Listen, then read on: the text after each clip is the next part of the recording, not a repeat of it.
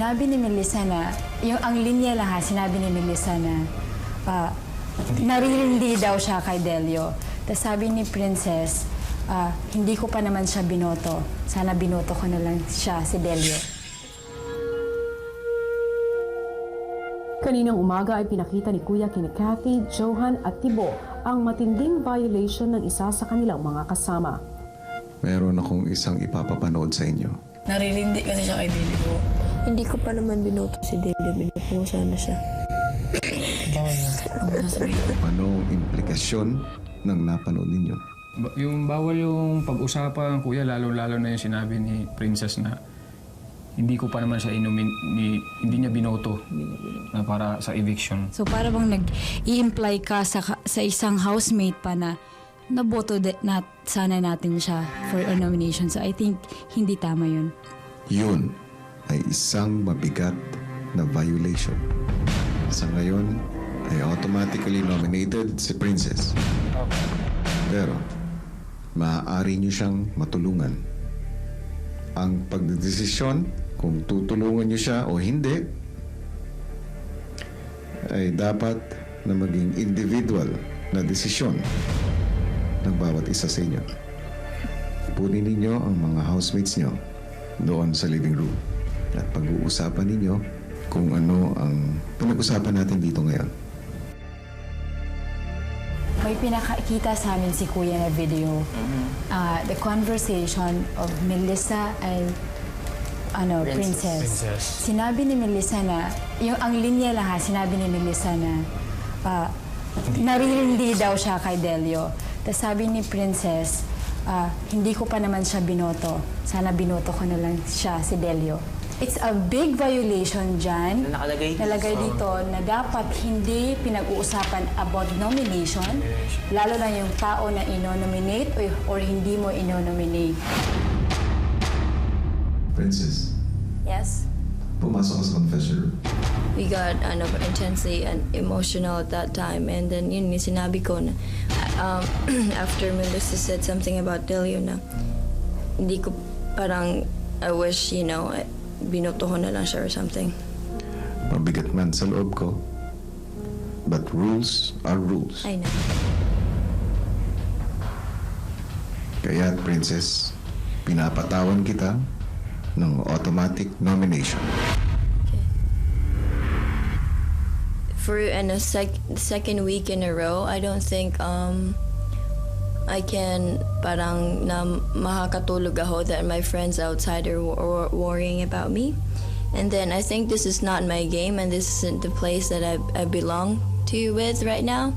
I should be fixing my life. So I think I should parang mag-voluntary exit na lang po ako. Parang I think I've lost too much and I don't want my loved ones outside to feel that po. I think I'd be wasting more time here. Parang wala siya, it has nothing related to my life and the future things that I want to do. In the first place, bakit ka nag-audition?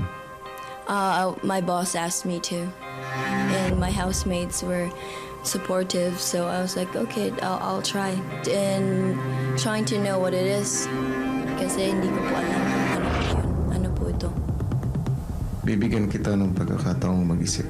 Pagkatapos, ay muli tayo mag-uusap.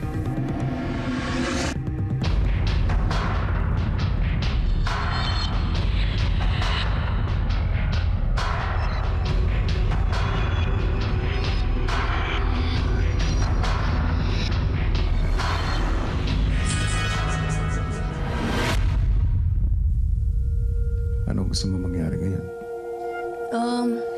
I don't know, really. As I said, it's not my game. I don't want to be here. Sa huling pagkakataon ay tatanungin kita. Gusto mo pa bang manatili sa loob ng aking bahay o gusto mo ng voluntary exit? No, I don't want to stay here anymore. Princess, nirirespeto ko ang iyong desisyon. Thank you. Ikaw ay pinapayagan ko na lumabas ng aking bahay. Thank you.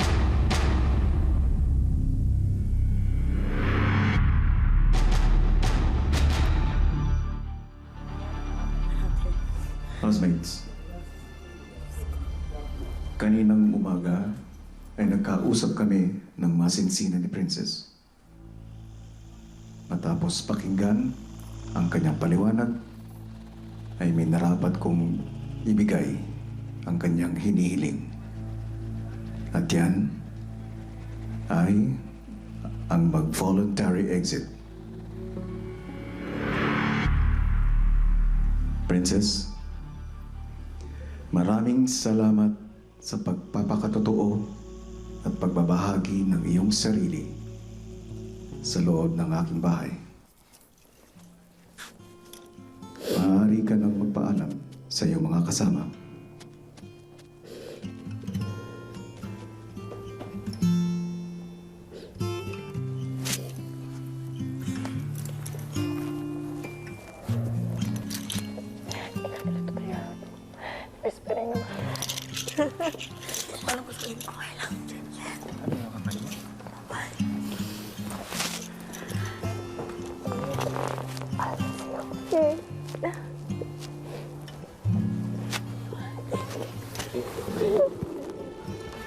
You're a strong girl, huh?